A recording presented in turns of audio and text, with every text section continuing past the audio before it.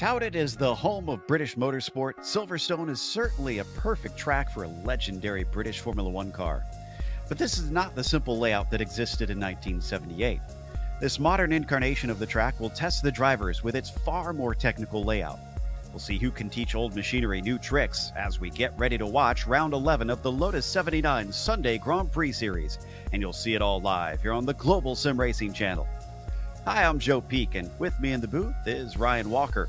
Behind the scenes is our director, Sean Crackers Ambrose. and he's using cameras provided by Dougie Beard. In case you have been stuck under a rock since the late 70s and haven't seen what's become of this classic course, let's head to our track guide for a refresher. Hosting everything from sports cars to touring cars to open wheels and even motorcycles, it's a track that fits a wide variety of vehicles. With 3 different layouts to choose from, you've got a little something for any level of racing. The longest of those layouts boasts 18 turns along 3.19 miles.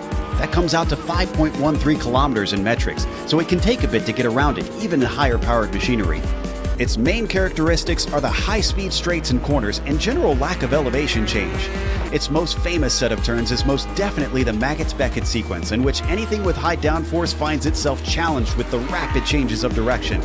However, don't discount the first couple corners in this latest iteration of the track. Abbey and Farm often require a greatly balanced car and some serious bravery if you're side by side.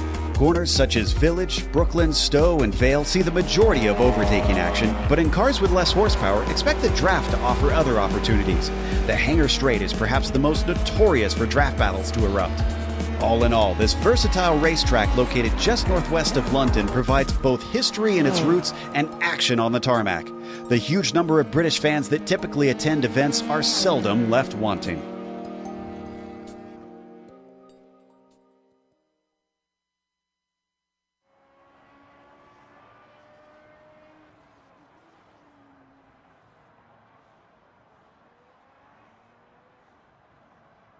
And of course, oddly enough, the 78 British Grand Prix wasn't at Silverstone that year. It was held at Brands Hatch, which it swapped back and forth with for many years until the mid 80s. But Ryan, like I said, I still feel like the cars will feel at home here.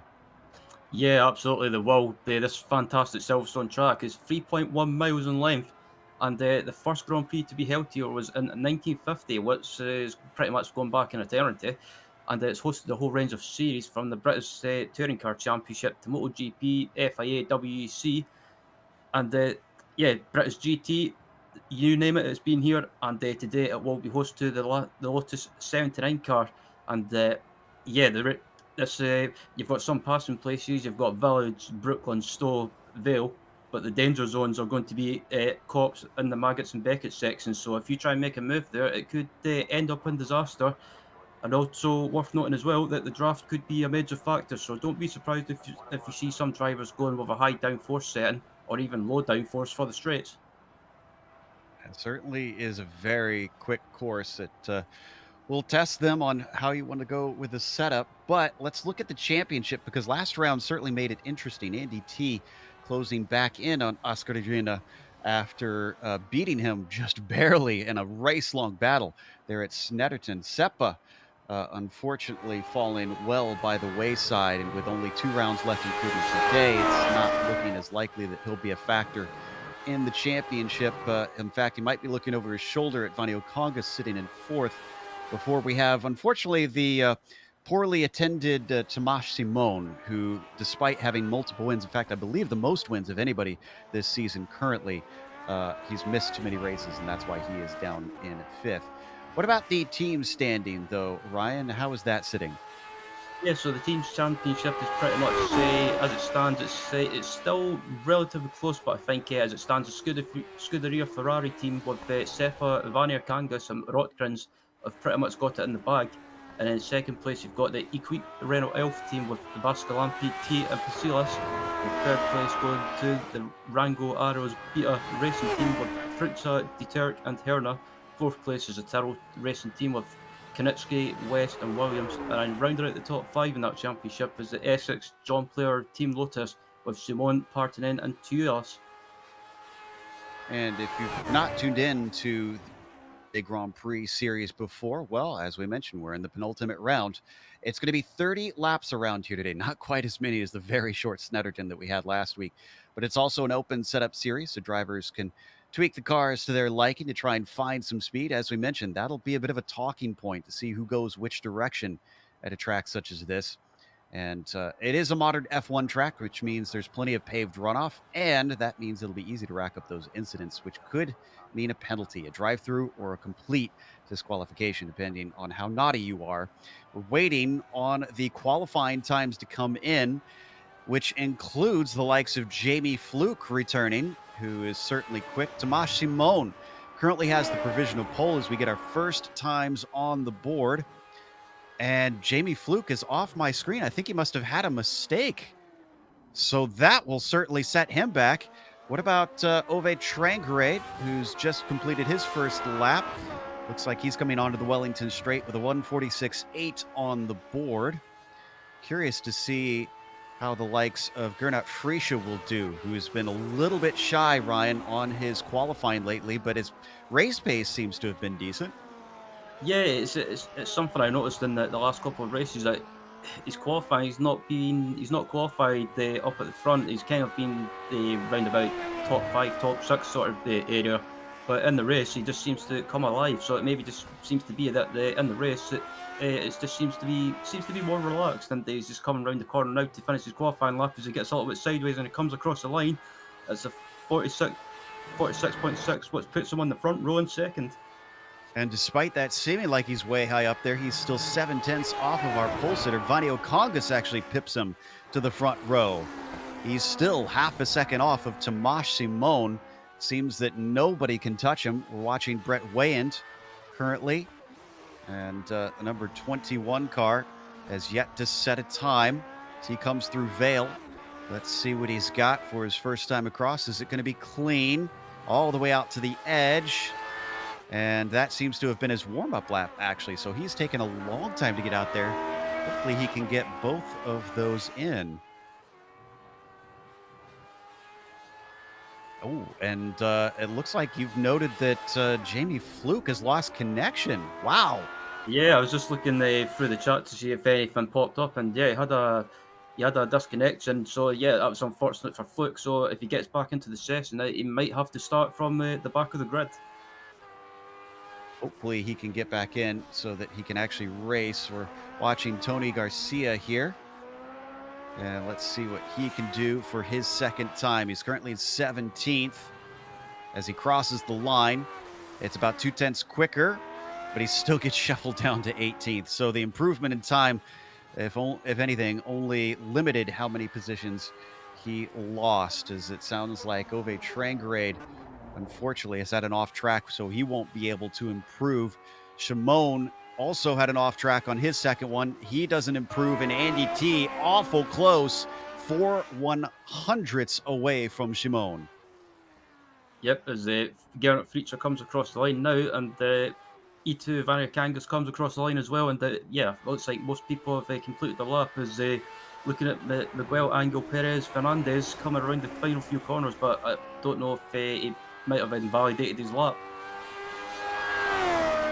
He's still looking for his first time, and he's not going to be able to set a second one. So this has got to be clean for him. I do see that Jamie Fluke is reconnected. Fernandez abandons the lap. He's not happy with it. So what about Brett Wayand? His time and only time he's going to set is a 48.4. That'll put him in his 16th. I believe Sergio Morales is going to be the last one across with about 40 seconds left as he's weaving his way, Ryan, through the Maggots-Beckett sequence. Yeah, one of my favorite parts of the track. It's just such a high speed section, and if you nail it, it feels so good. As Morales is just coming down the straight now, and yeah, he's only in 27th at the moment. So at the moment, it looks to be on a decent lap. He just needs to keep it together, and hopefully he might be able to improve and put himself further up the grid. Comes down to Vale. It's a very shallow entry. Seems to be struggling in that number 31 today. So as he comes around, let's see if he can improve this time. And it appears he cannot. So that is going to be it for our qualifying. The grid is set, and Tomasz Simon has the pole, but barely over Andy T. Will we have a stunner between them? A2 Vanio Congas will be starting third with Gernot Friesche.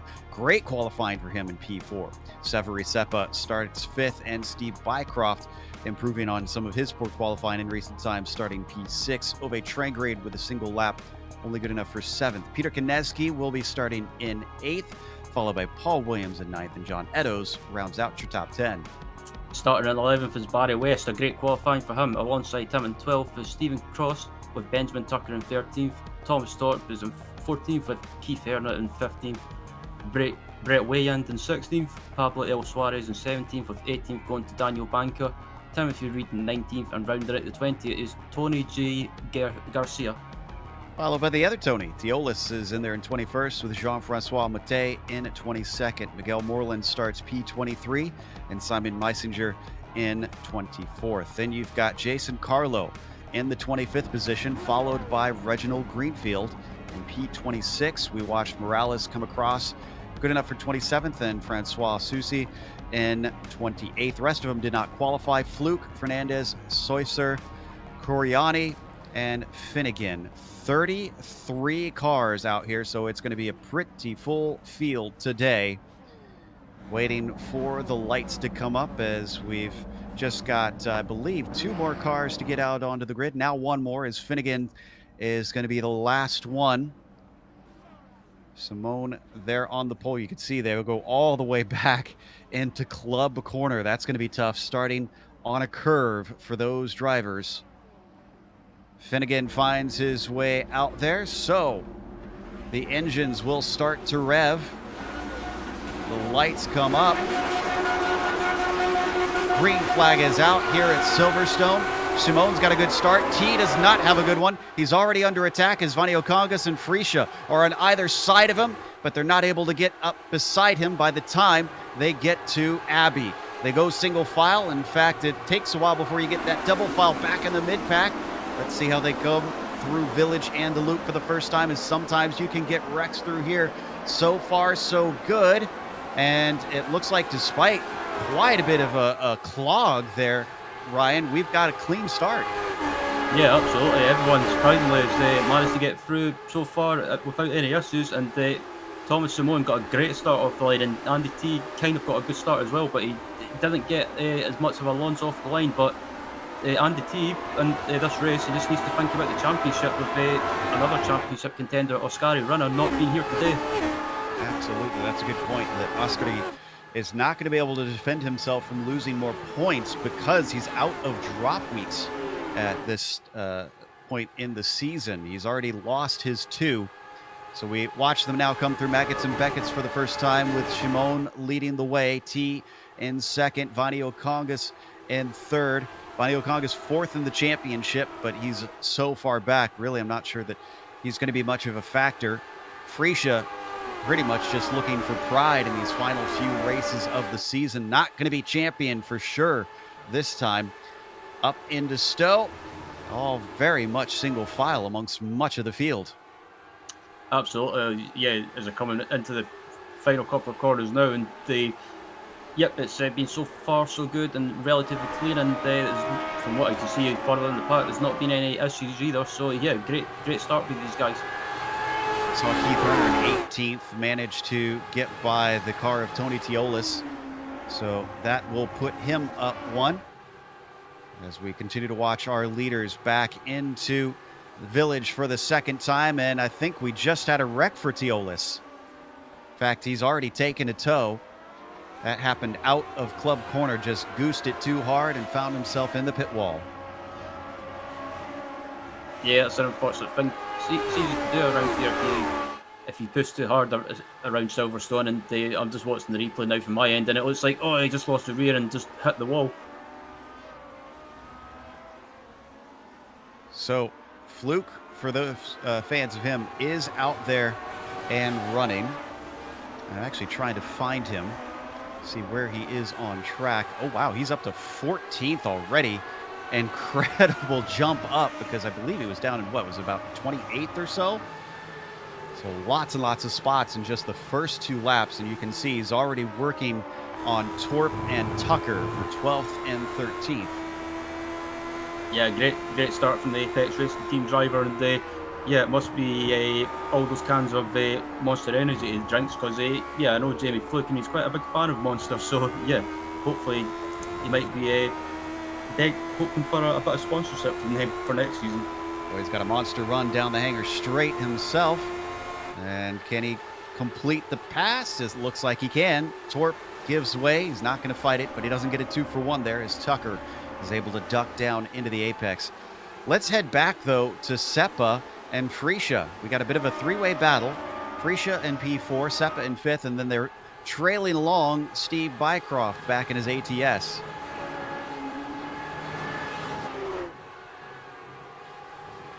Heading down through Abbey and Farm, swinging back to the left side as they all break for Village into the newer portion of Silverstone.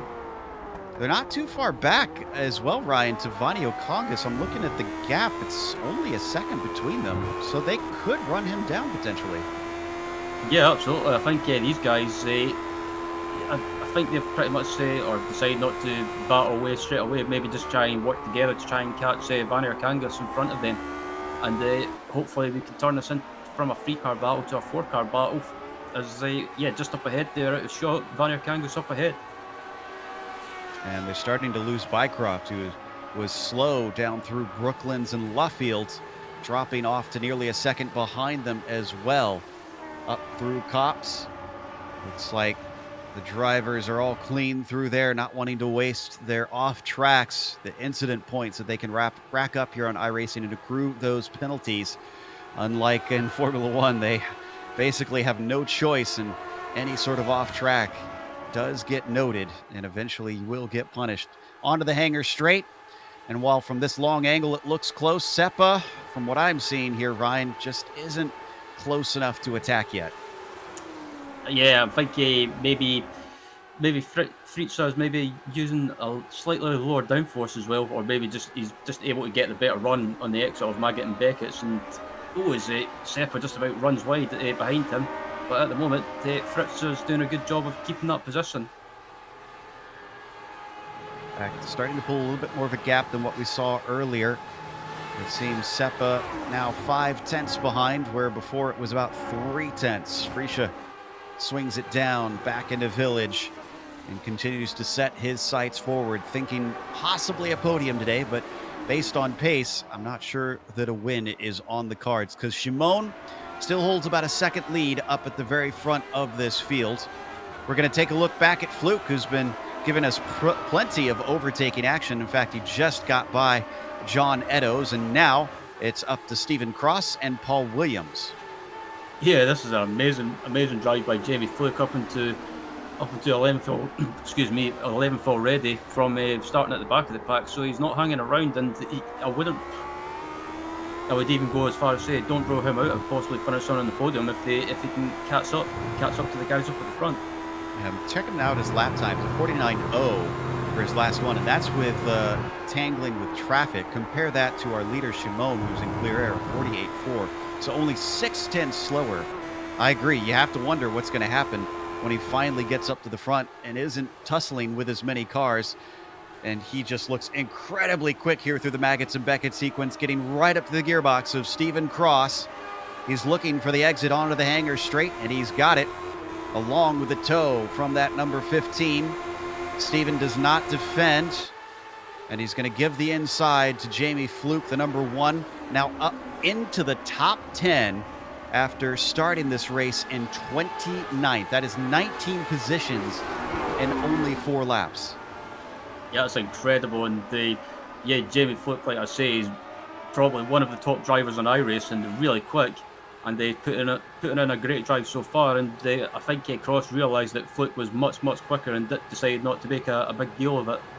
For those not familiar and don't watch a lot of racing here on the sim, he's a world championship level driver. They have what's called a black stripe. That is your pro level license once you compete for the big money here on the sim. And yeah, you're right about him being one of the best. He has an 8,000 plus I rating, which is pretty steep. Here he goes one more time on Paul Williams down into Brooklands. Williams again not defending. His reputation precedes him, and nobody really is interested in trying to hold him back. Yeah, again, that was good driving by Williams. He realised that Fluke was got the run on him, and he's quicker, and just decided to not fight Fluke too much. And Jamie Fluke up into 9th place already, and we're only on basically halfway around lap 5. So incredible drive by Jamie. Taking a glance back up ahead of him to see what's going on between Seppa and Freesia. And it does look like Seppa's closed it back down. Remember, we saw him to about 5 tenths behind. He's gained to the back of Gernot Frisch's car. There you can see it on screen. The Ferrari giving chase. And Bycroft as well in his ATS has got it down to 6/10. So yeah, Bycroft's just basically doing well to stick with these guys. He's fallen back a little bit, but not too much. So maybe just hanging back a little bit, just waiting in the wings to see if anything happens with Fritz and Seppa. And if it does, he'll be there to pick up a couple of places. Stats to watch out for on Fluke, who's actually now up to 8th place already. He's 9.5 seconds behind our leader, Tomasz Simon. So we'll check in on that and see if he does indeed have better pace than our leader and can run him down. If so, what a win that would be, coming from the back of the pack without a qualifying time, and not of his choosing either. I'm sure he would have liked to have at least put one on the board. So we continue to watch Frisha pulling along Seppa, and this is actually a pretty good run down the Wellington Straight. Is it going to be enough of one, though? Severi looks to the inside. No defense from Gernot. He feels safe enough to bring it down to the apex without having to cover him off. The Seppa tries to get a great run here, and he's not close enough to try and get a run. I think his best chance of making a move on the Fritza is possibly down that back straight. He really wants to hold on to this 4th, at least get himself a good finish over Seppa. Severi, who's fighting for the championship, is going to be losing points to Andy T critically. He probably desperately wants to get past Frisha and then see if he can run down the podium runners. Ooh, this is looking very good. This is the closest he's been, and he's on the hanger straight. It's not a big braking zone up into Stowe. Frisha stays defensive. Seppa to the outside. Can he hold on the long way around? It's not much of an overlap, but he's going to hold on to it as we ride on board, sawing away at the wheel. He's got the inside critically into Vale, but he doesn't have the guts on the brakes, and it looks like, oh, he almost loses it as the car nearly goes out from under him. Well, that was I thought Seppa was going to hold out on the outside there. He was so close to hold out on the outside, but he wasn't alongside enough to hold the inside, and Fritza is a lucky boy to hold on to that position, because I think Severi is just, as it looks at the moment, seems to be the slightly quicker driver out of this pack. So let's leave this and check in on Fluke once again, though it's a little bit slower going with the faster cars now in front of him.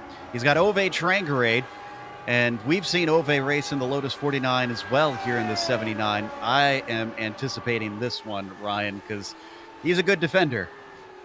He is, and Ove Trangarade is not one that will just let you by easily. He'll fight and try and defend that position as much as possible. So Jamie Fluke's not going to gain this position as easy as he has done with the other people behind him. Last lap through for Trangarade of 49.2. Compare that to the 48.7 of Fluke. Half a second faster last time through. He's got it down to 0.8 of a second now, and chopping away at that. They head up to the Maggots Beckett sequence. Let's see if this is another spot where he's considerably quicker than the Norwegian. 0.8 on the way in. Watching those numbers. Actually, no, he lost a little bit of time there, Ryan. Interesting. Yeah, I'm surprised by that.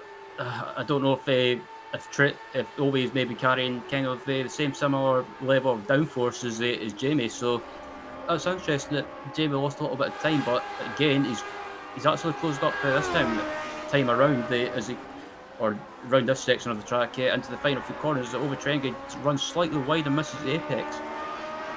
Well, that looks like that one went a little bit better because he cut it down to 0.6 briefly, and as they come across the line, Fluke was a 48.4 compared to Trangarade's 49.1. More than half a second that time through. Down into Village, and he is there. The fight is... Look at him close in under braking. Watch the onboard view as well. One of my favourite views from this car, and just watching the heat haze from the engine. And right behind, as you can see, is Jamie Fluke, and he's closing up ever so slightly in the slipstream. But I think Jamie Fluke has best chances getting a good exit on the exit of Maggot and Beckett. I concur. I think that it wasn't quite close enough there coming down the Wellington. He didn't seem interested in trying to make a move either. Maybe setting him up. Last time, though, we saw it seemed he's struggling a bit with the wake, or he just didn't have the pace through Maggots and Beckett's. So will he be able to do it when much closer? And already in the camera shots, you're starting to see the likes of Freesia, Seppa, and Bycroft in their fight. They are not far away. That is going to be tasty once he reaches those three. Absolutely. And yeah, that's a battle I'm looking forward to watching. And Jamie Fluke, again, closes right up on Ovi Trengade, and he's got a great run. He's got a great exit. And can he try and get close up on Ovi Trengade in the slipstream? He's getting closer and closer. He is indeed. And he's going to go to the inside. Surprisingly, no defense, though, from Ove Trengade. He lets him through. As this has been happening, Seppa's been getting very close to Freesia, down within 0.2 at times.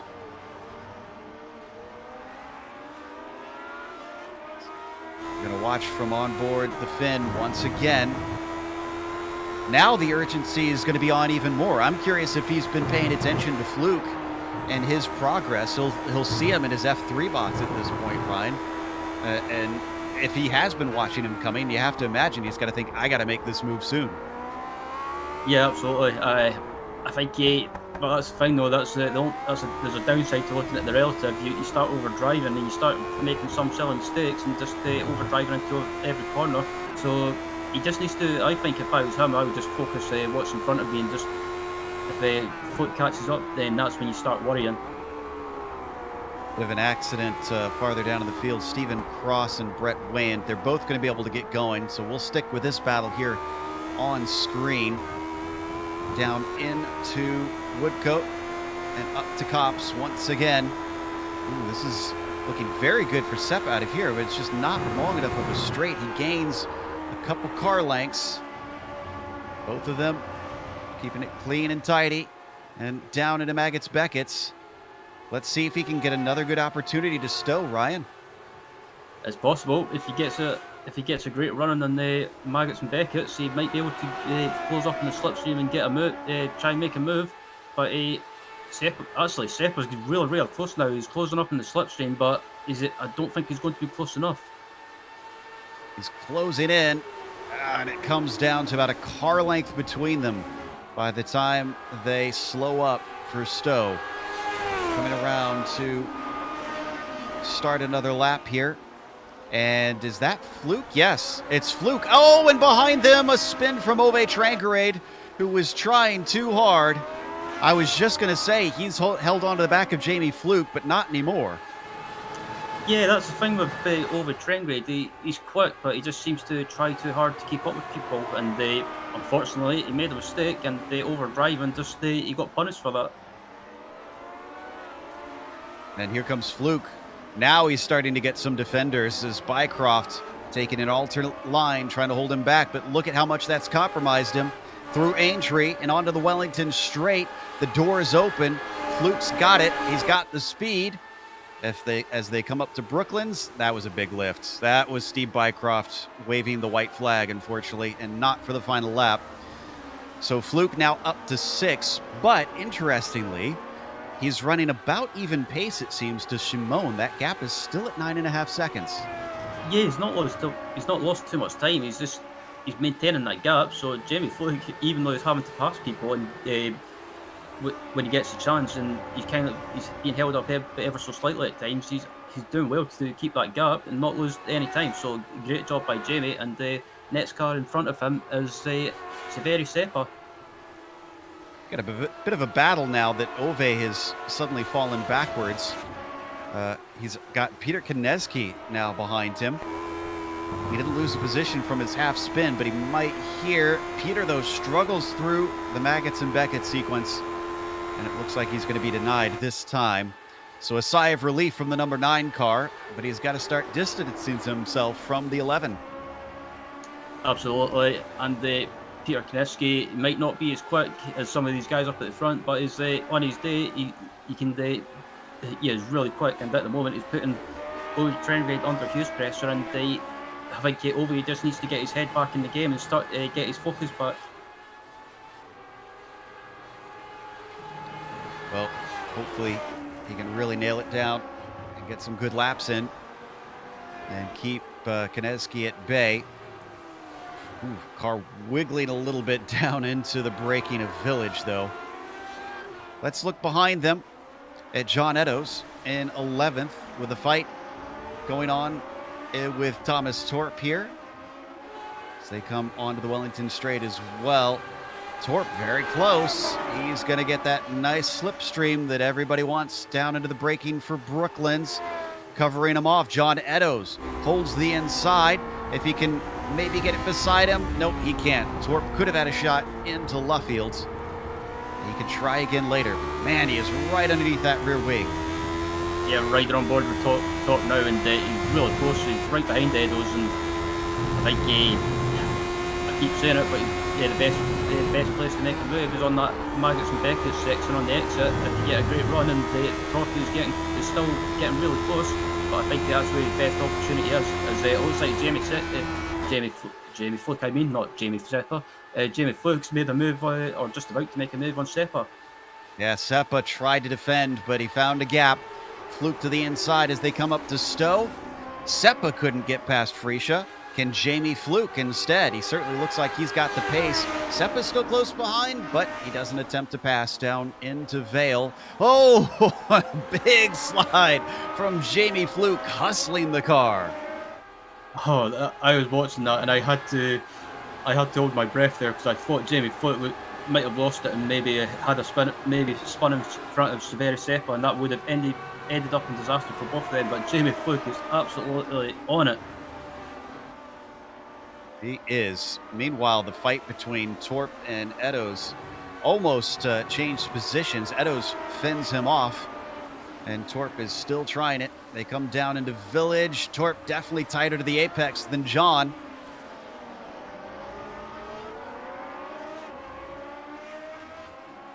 This is where we saw this kickoff last time. He's going to get another chance at it here into Brooklands, Ryan. The question is, can he actually execute? I'm just watching, seeing that Torp is close, but he's not close enough to make a move. And he seems to close right up under brake, and it seems to be he's better on the brakes. And right on board from the rear of John Eddowes, and Torp is really close now. He's getting closer on the slipstream. Actually, I wouldn't be surprised if Torp tries to make a move here. Into Copse. This is going to be a brave one if he can manage this. And nope, he's going to be left a little bit of room, actually. I thought Eddowes was going to chop him off at the apex, so now it's a drag race down into Maggots and Beckett's, and still Eddowes fends him off. But we got to jump up to Freesia. I think he's not going to be able to hold back Fluke the same way he did Seppa. And indeed, there goes Jamie Fluke, now up to 4th on lap 12 from 29th on the grid. Amazing stuff. And the next car up ahead of Jamie Fluke is Ito Variakangas, and we've still got some time left remaining in this race, as we're just about to stay onto lap 13 of this 30 lap race. And Jamie Fluke, can he finish on the podium? Well, I wouldn't rule it out. Meanwhile, we're looking at Torp and Eddowes, who are still going at it. Out of club onto the main straight. Eddowes using a lot of the track. Isn't there a slowdown penalty out of there that he's got to be wary of? I believe there is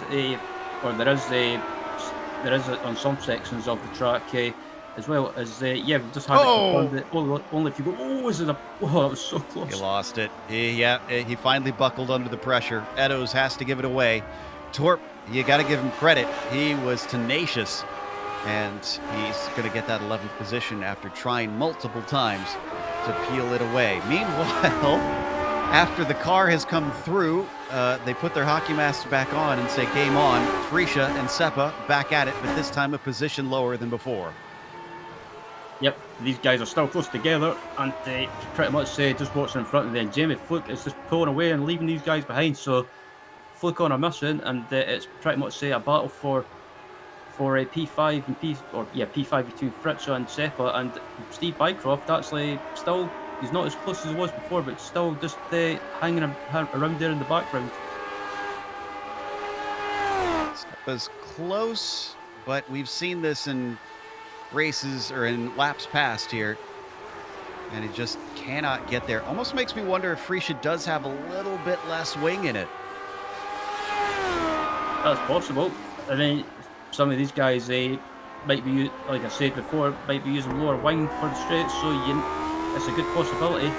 And I'm just watching the gap between Vanier Kangas and Fluke as well, and Jamie Fluke is slowly but surely closing in on him, but we're still riding on board the Seppa at the moment. Wow. So Fluke, now that he's in clear air, 48 flat. That was his fastest lap of the race. Let's see what our leader's doing. A 48.3. So 0.3 quicker with about 17 laps to go.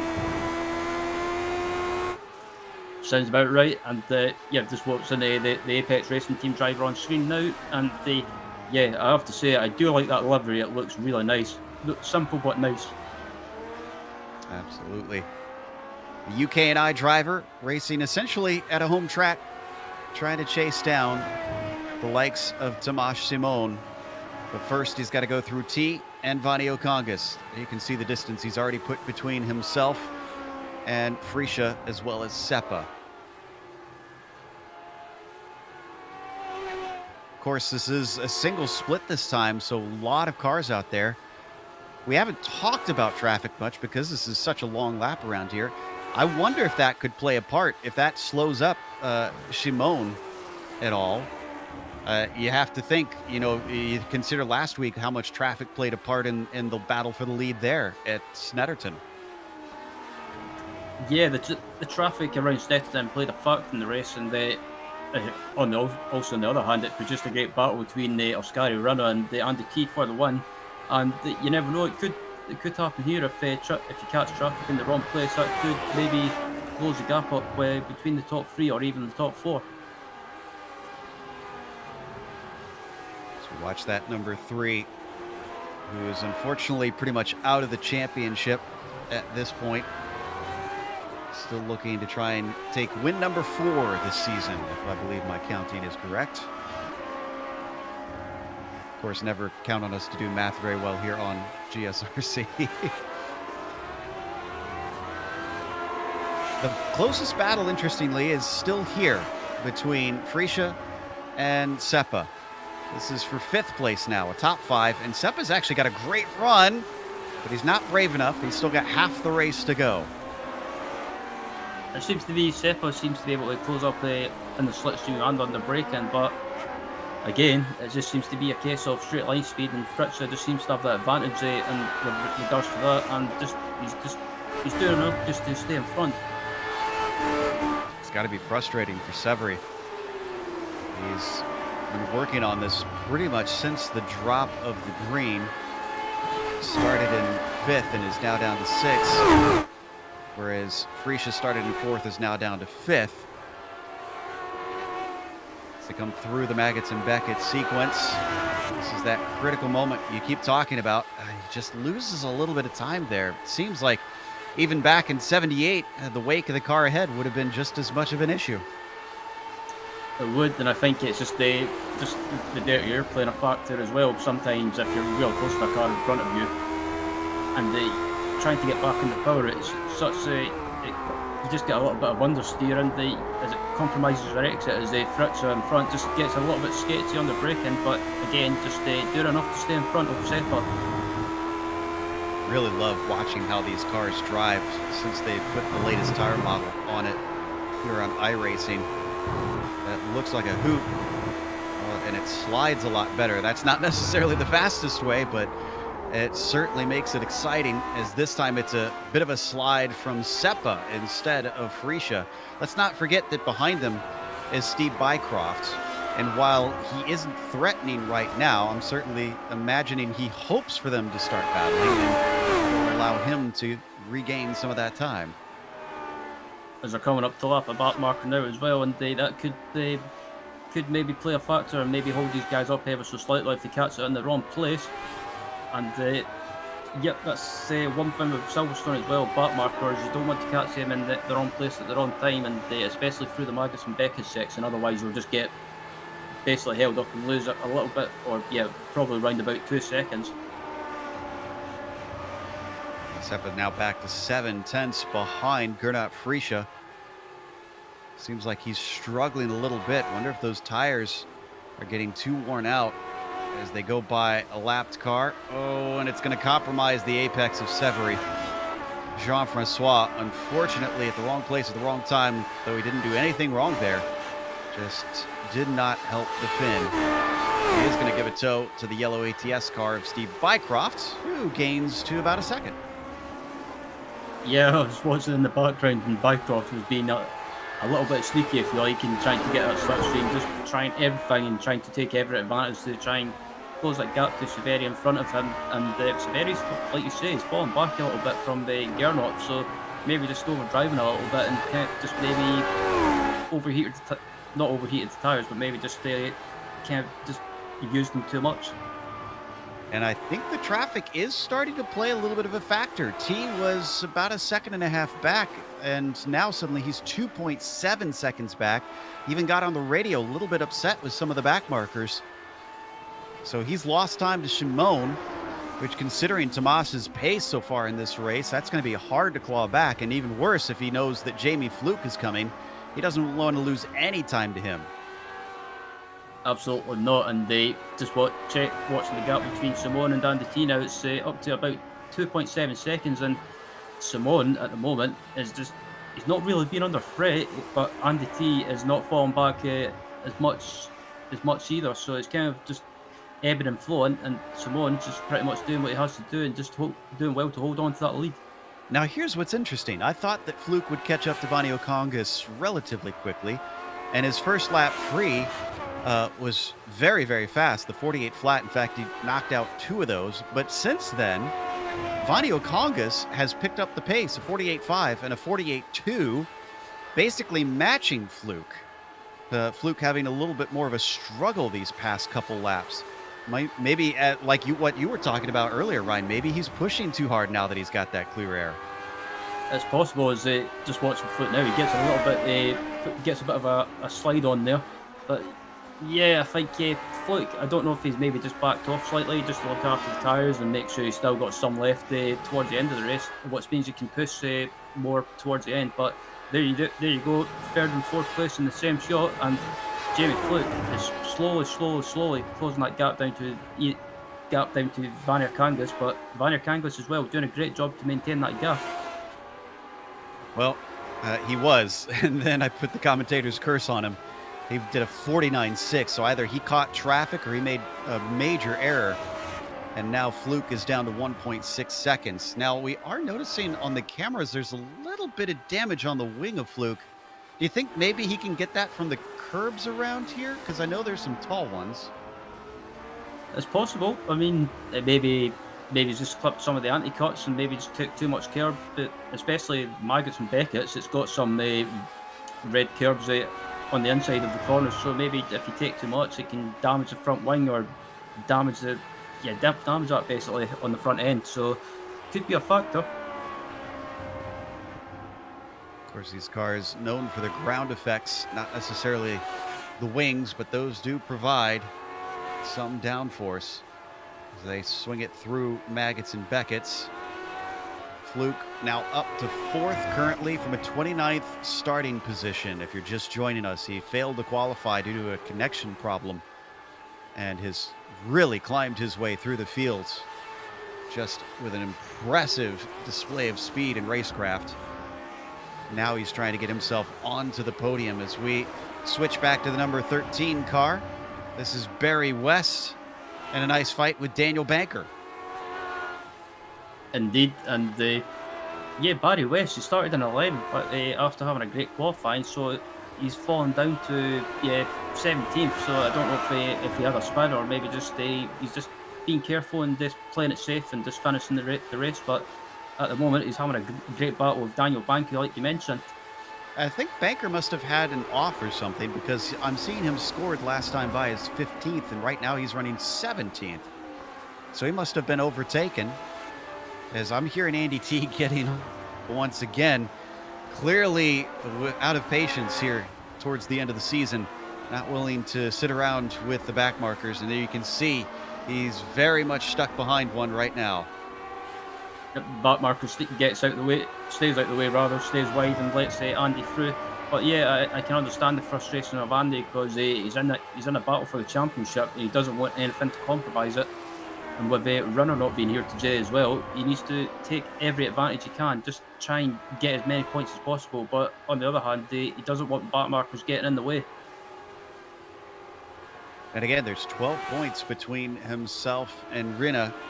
Yet with Rinne no scoring this race, it's going to put him massively ahead. And T has drop weeks still. He has drop points that he can rely on. That'll put him in a very handy position.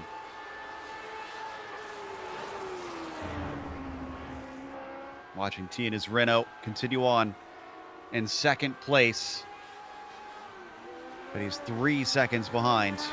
The battle that's been continuous, but almost a stalemate, is Friscia and Seppa. And they are still together within the same distance they've been for much of it, as we see Simone set the fastest lap of the race up at the front. These guys have pretty much been together since the start of the race, and there's nothing to separate them. But still lingering in the background is Steve Bycroft. As you see him just pop into shot, and he's just pretty much in that position that I like to call the popcorn position. So he's just keeping an eye on these guys in front. I'm keeping an eye on them as well as the likes of Jamie Fluke. We'll give a shout if he starts to catch up enough to Vanio Congas to have an attack, which might be sooner rather than later because he's got it down to 0.8 of a second.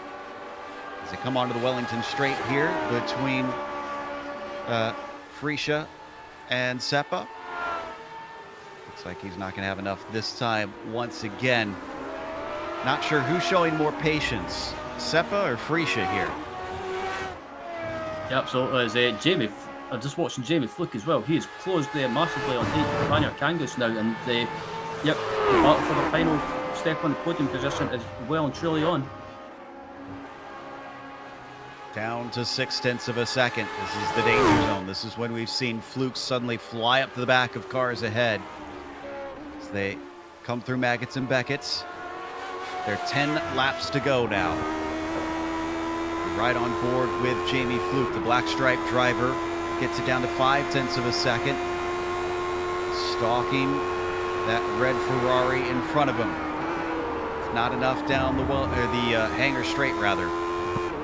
Not going to be close enough into Vale.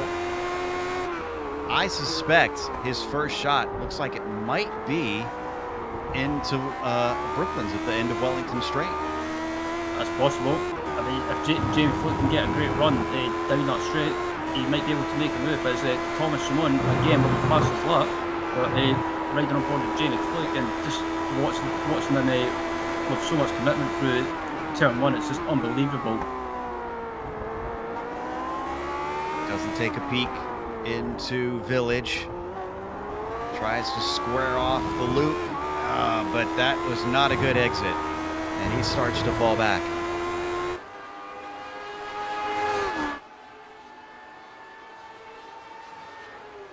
Fluke still at 9.5 seconds behind Tomas Simon.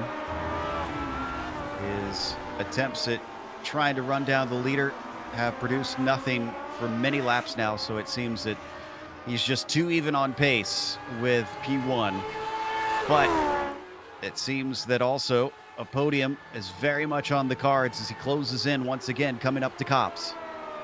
Absolutely, as they're just heading up to, Vanio Congas runs wide ever so slightly, but they're heading up to Maggots and Beckett's now. And Jamie Fluke, he needs to get a great exit and get a great run to try and make a move, but Vanio Congas, he's not showing any signs of cracking under the pressure. Fluke finding that it's a little bit tougher to try and outpace drivers like this. He hits Stowe corner one more time, and being stuck at about 0.3 back, he's going to have to get closer than that. They have truly dropped those behind him. It's 6.8, almost 7 seconds back to Gernot Friscia back in P5.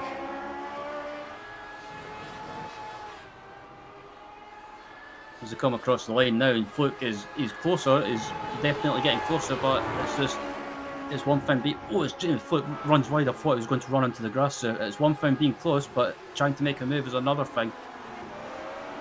Oh, but he's much closer down to the apex than we saw from Etu. In fact, once again, keeping a tighter line. This is much better than what we saw last lap through. As they fly down the Wellington straight, he closes in. No defense yet from A2. He stays to the outside. He seems to feel confident about this one. And Vani Okaga is going to try and defend from the long way around as it switches back into Luffield. Still fighting him hard. And he says, you can fight me on whichever side you want. I'm not giving up either. Fluke still wheel to wheel with the Finn as they come up to Copse. He's on the outside of this one as well. Does he have the guts to hang it around the outside of one of the fastest corners on the track? He does, and they barely hold on, but Fluke's got it. Oh, that was a fantastic move by Jamie Fluke. Absolutely brilliant commitment from him. He managed to hold it on the outside, and I have to admit that was scary to watch, but credit to Jamie Fluke. He got the move done, managed to hold it on the outside, and that's pretty much move of the race for me. Now, the bad news is he's going to have 8 to go this time by, and Andy T is 7 seconds ahead, running pretty close to the same pace that he is. So this might be the end of the road for Jamie Fluke, but I think he should be proud of that, even if he does only wind up in third. Absolutely, and I hope Jamie Fluke nips in for an interview after that race, because I would love to hear his insight into that drive from the back. But I'm looking back at the battle between Fritz and Seppa, and Steve Bycroft is actually closing up on these two as well. So 3-car battle starting to form. I think it's been formed all race long. Or starting to reform, I should say. Yeah. It's like they've never been apart from how this race has been going through the infield section. Freesia not letting it phase him, though. The multi-time champion knows how to withstand pressure, and Seppa, unfortunately, is not able to apply enough to shake him. He's only got to do it for 8 more laps. Separi, is he going to run out of patience throughout this final remaining few laps?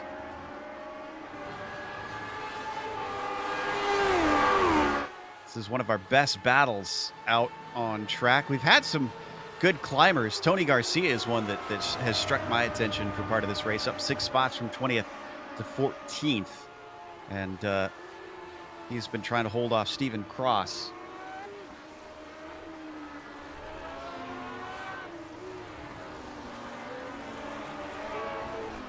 Yep, and this battle between John Eddowes and Torp is still going on as well. Yeah, actually managed to look to the inside. Cross almost getting to him as they come down to Copse. Cross not willing to cross it up and try to get to the inside. Instead, he's going to do a crossover with a better exit. And he's going to get side by side as they come up to the Baggett's, and Beckett's wheel to wheel through here is very difficult, and he's just not got the speed. I thought I was going to end up as a disaster when they went 2x2s. Oh! Evasive maneuver from Steven as he almost gets into the back of Tony Garcia. Garcia down to the inside, way around the outside, too shallow for Tony, and that's going to give this spot up as Stephen Cross makes it stick finally. A great move, and I thought that moment there, I thought it was going to end up in contact as just runs it wide ever so slightly into the penultimate corner, but they managed to get the move done and starting to pull away slightly. Great stuff between the pair of them. Meanwhile, I can report we haven't missed anything between Freesia and Seppa. Seppa's still stuck behind him. We've only incredibly lost 2 drivers this whole race, Teolis and Susi. 31 cars are still running on track. That's incredible, and it just shows that how good this series is, and how most of these drivers are. As still looking at the battle between Eddowes and Torp, and up at the front, it's this battle's basically not been separated since the start, and these guys have been pretty much going at it since then. We're on board with Torp looking at Eddowes, but Eddowes makes a mistake. Torp spies an opportunity. He's going to get beside him. It didn't work out last time, and it didn't work out this time either. So trying to overtake an Imagats-Beckish just seems like an exercise in futility for today. And they pretty much Edos has managed to keep the hold of position, but again, Torp just can't really do anything about it. He gets a run, but can't get the move done.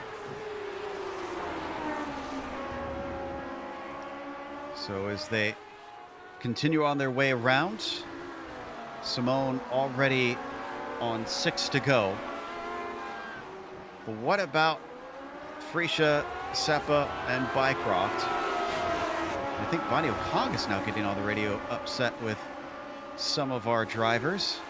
In fact, it's a driver that was giving a bit of hassle to Andy T from what it sounded like on the radio. Soyser seems to be making few friends out in the field today in the Lotus 79 community.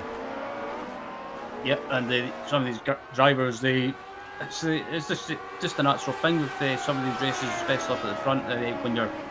When it's really competitive, some drivers get frustrated with back markers, and yeah, it's nothing impersonal. It's just kind of just one of those things, heat of the moment type of things.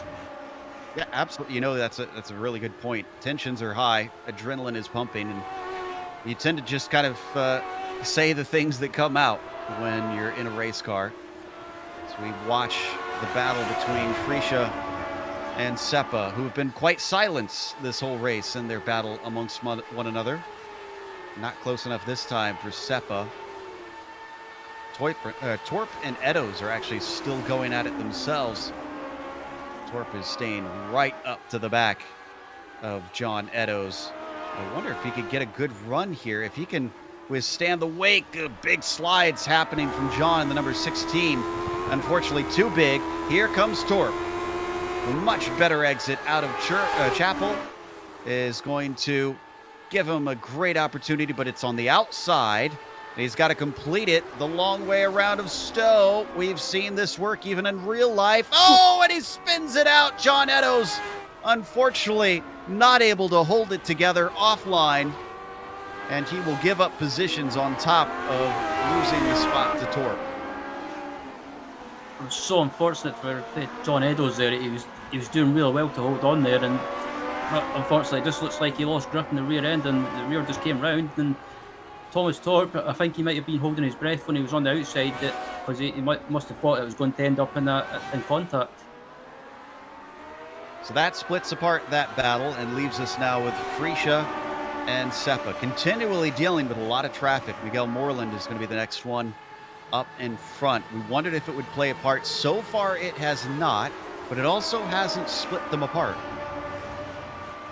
Yeah, they're coming up to a back marker now, and the back marker just sees him and gets him away at the last second, and amazingly it didn't end up in contact, but Fritza and Seppa are still close together, and Bycroft is still sticking with these guys. So yeah, we've got just under 5 laps to go, so these 3 guys are still going at it. He was awful close that time coming up to Stowe. Not nearly close enough. Simone with another fastest lap of the race. That is a pair of bonus points around here.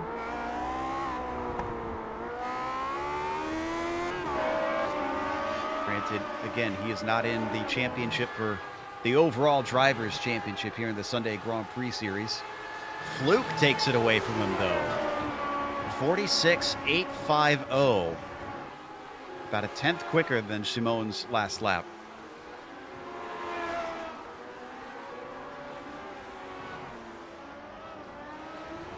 Oh, and Vani Okongas just had a spin on his own through the loop. Now, the main reason this is important is this actually gave away a lot of time to Freesia, who's now pretty close to the back of him. There you see the replay of the incident. I wonder if it was just a case of E2 just maybe trying too hard and just pushing too hard and getting on the power too soon, and maybe his rear tires are starting to lose grip, and unfortunately he's lost some time, and he's under attack now from Fritz, Seppa and Bycroft.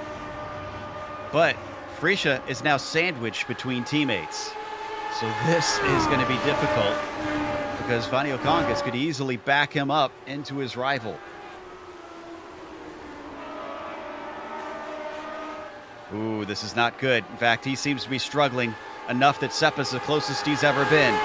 Freesia covering off the inside, but only half-heartedly. He pinches him down, trying to hold him off. His teammate's going to even give him a slipstream down into the corner, but he slides into it. Stowe corner through the inside. The tighter line not working, and Freesia is going to be able to fend him off somehow in all of that. I don't know how he kept that position. Great stuff from Gernot Freesia, and now he's on the attack instead. From defense to progressing forward, up to Vanio Congas. Oh, but he slips up and misses the apex through Abbey. Here comes Seppa one more time. Not going to send it in, down into Village. Stays back. They swing it through the loop. The critical exit, both of them making big mistakes through there now. Yeah, I just managed to avoid contact from it with Fritz, and I'm amazed. I'm actually amazed that both of them managed to keep it in a straight line and keep going, because yeah, that was so close. The way the tail ends of those cars are out, this looks more like Rallycross right now than the Lotus 79 series. And this has also helped out Steve Bycroft, who's certainly eager for some of these positions. Could he go up 3 spots if they tangle with one another? We're down to 3 to go. Chances are slipping away. And really, this is probably the highest that they're going to get, because it's 11 seconds up to Jamie Fluke in third. Absolutely, and yeah, these 4 cars are all together now. Vanio Congas is just pulled away ever so slightly, so he's just left Fritz, Seppa and Bycroft to slightly scrap lumps themselves. Freesia still pulling Seppa along, but he doesn't defend this time. Down to 2 to go this time across the line. Both of them swinging very wide. Let's check out between Tucker and Cross, though, and see what this fight is like. Has Tucker left him behind? No, Cross has left him behind, excuse me. Apparently coming together into Copse, and you can see the distance this has put between them. Let's head back to Freesia, who's regained his time on Vanio Congas, whose car does not look healthy at the end of this race. I would have thought that he'd be able to pull away and get some distance between himself and Freesia, Ryan, but I wonder if he burned up the tires. I was thinking that as well. I wonder if he burned his tyres up after he had that little spin as they're coming up to the back marker now, who gets out of the way, stays wide and lets him through, so good awareness. Yeah, I think he might have just burned his tyres up, and he's lost grip in the rear. Down into Copse one more time. Any mistake is really going to upset things and possibly lose someone a position. Down into Maggots and Beckett's. Freesia not under attack down into there. And Seppa looking for the exit is close, but is this close enough? It's 2/10 off of Chapel. He doesn't look like he's reeled him in, unfortunately. So white flag is going to be coming out here momentarily. Yeah, there it is. Simone crosses the line. Freesia has to survive one more time around.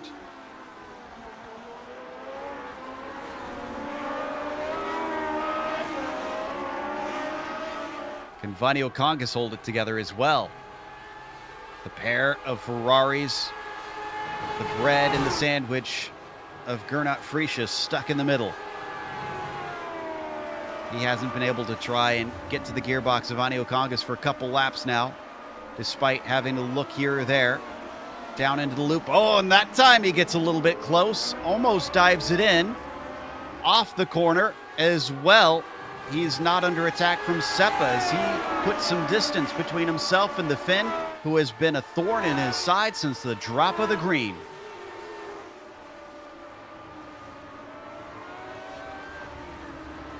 Through Luffields, Seppa has been desperate for something but nothing has been forthcoming to try and get himself up at least one spot to get back to where he started this race. Into Cop's corner. Smooth as you like from all three of them. No bobbles, no advantage gained. Meanwhile, ahead of it all, Tomasz Simon into Vale. Looking Hamilton-esque today. No one can faze him. Tomasz Simon is going to get victory number 4 on the season in the number 3 car here at Silverstone. T taking championship points away from the leader, and possibly the lead itself is going to claim second, with Jamie Fluke, perhaps the driver of the race, going from 29th to 3rd. Freesia has got to hold on for just one more corner as Seppa is very, very close, but he's got it. Freesia claims the top 5. Trangrade in a close fight behind them, trying to overtake Konecki. It's going to come down to these last couple corners, but he spins the tires, and Peter holds on to P8.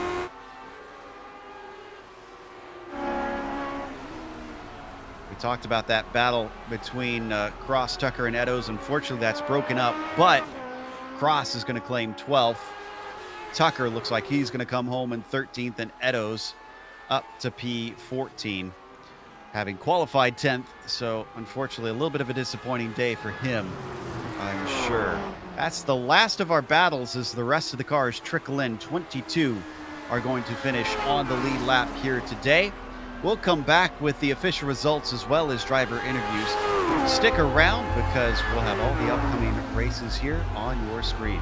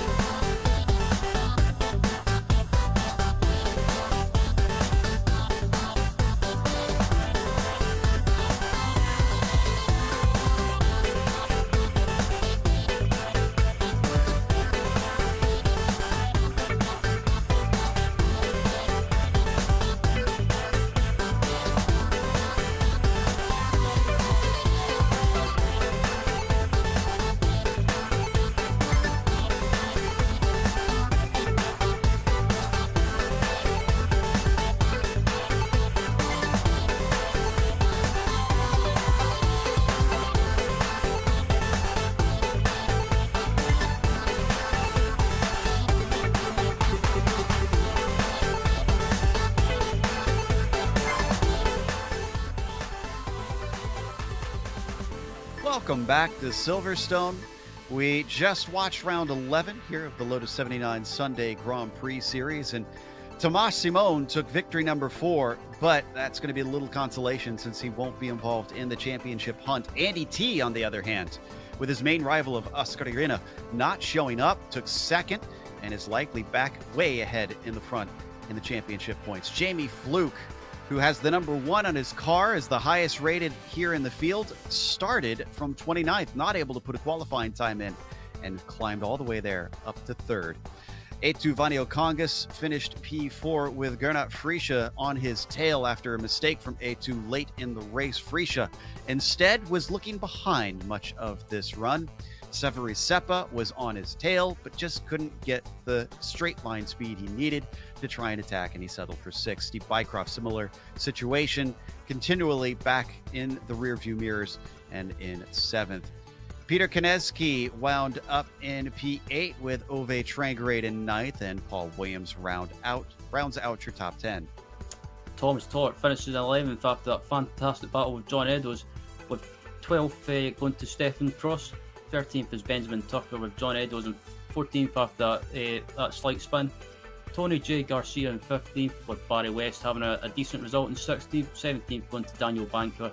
Pablo El Suarez in 18th. Brett Wayand in 19th, and rounding out the 20 was Timothy Reed. And 21st was Keith Erner, and last car in the lead lap was Cristiano Coriani in 22nd. From there, it's cars that got lapped: Jean-Francois Mattei, Miguel Fernandez, Jason Carlo, Miguel Moreland, and Marcus Seufzer. Nathan Finnegan was the last one lap down. Then you get to Greenfield, 2 laps down, Sergio Morales. And from there on down, it's drivers who had a very rough day: Meisinger with Susi and Teolis, who DNF'd, unfortunately. Looks like we've got our second place finisher ready to talk to us, Andy T. Andy, it's not a win, but without Oscar here today, this is going to help you immensely heading into the final round. Yeah, I'd be lying if I said I hadn't done the maths, to be honest.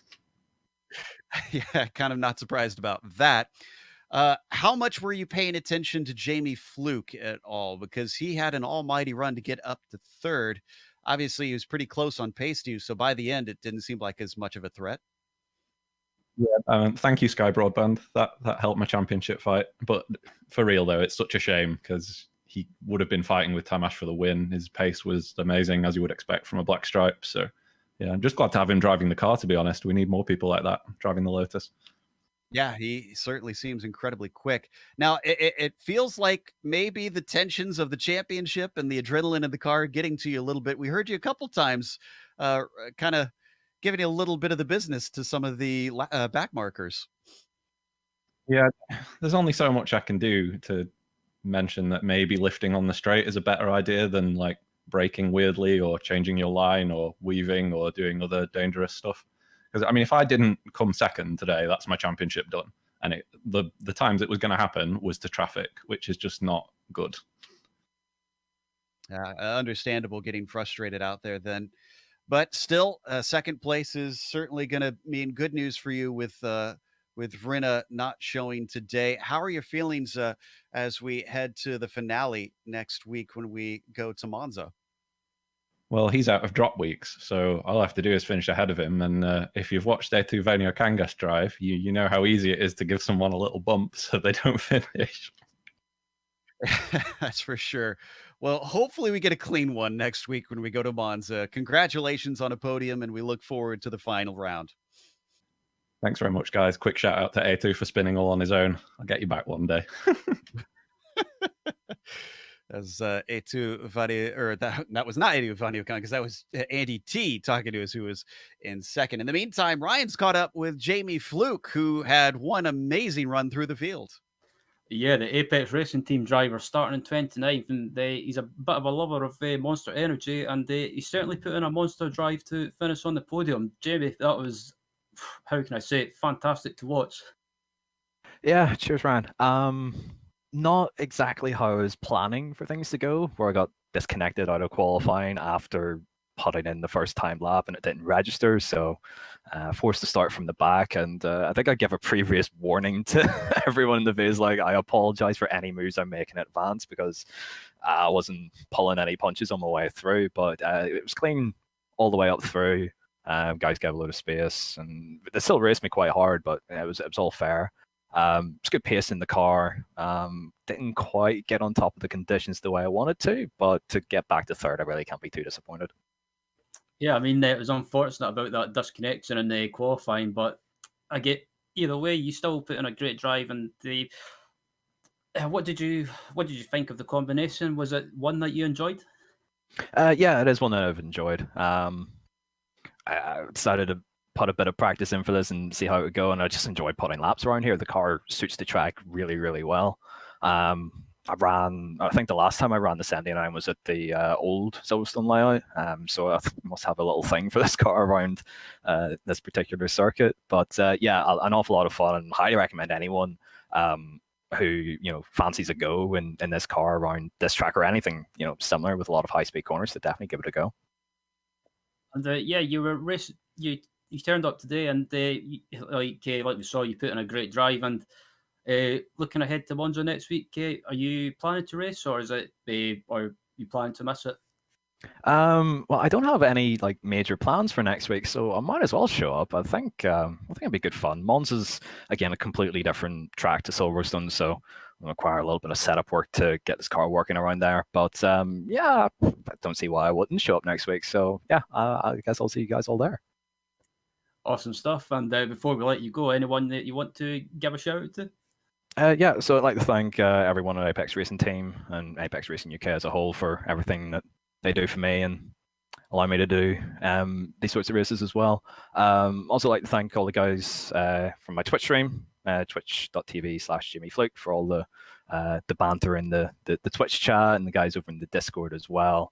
And I'd like to thank you guys all as well for putting on the broadcast and showcasing what a fantastic series this is. And it's our pleasure putting the broadcast on. And yeah, again, congratulations on third place, Jamie. And yeah, go off and have a nice cold can of Monster to celebrate. And we look forward to seeing you on track next week. Cheers, Ryan. Thanks, guys. As that was Jamie Fluke from Apex Racing Team joining us. And I believe, Joe, we don't have anyone else around for our interview. Yeah, looks like that's going to be it for today. But we want to give a big thank you to the Lotus 79 series, the community, for bringing us back for another season of excellent coverage here and some great racing that we get to witness on track. Thanks to the companies that provide the software and the hardware for our broadcasts that we've got listed on your screen. Additional thanks go to June Lalonde, who provides our wonderful music. See the screen for how to get a hold of more of her great work. And also thanks to the team today, Ryan, Sean, and Dougie, as well as some help from Cy Andra and the background spotting for us. If you'd like to find out more about GSRC, including upcoming races, you can find it at globalsimracingchannel.com, or you can check out our social media on Twitter at GSR Channel, Facebook at Global SimRacing Channel, and Instagram at GSRC_Graham. Excuse me, lost my place there. If you'd like to support us, check out our merchandise store. We've got t-shirts and whatnot at gsrc.storenvy.com. We've got a link in the description below. And don't forget to subscribe to the YouTube channel while you're down there looking at the description. If you haven't yet, it'll be a big red button. The next race, as we mentioned, is going to be at Monza, Sunday, December 6th at 11:30 a.m. Eastern. But we have upcoming races for other series listed on the screen, so check those out and mark them down on your calendar. Up next today is going to be Big C's MX5 Challenge. That'll be at Daytona at 4:30 p.m. Eastern, so just a couple hours' time.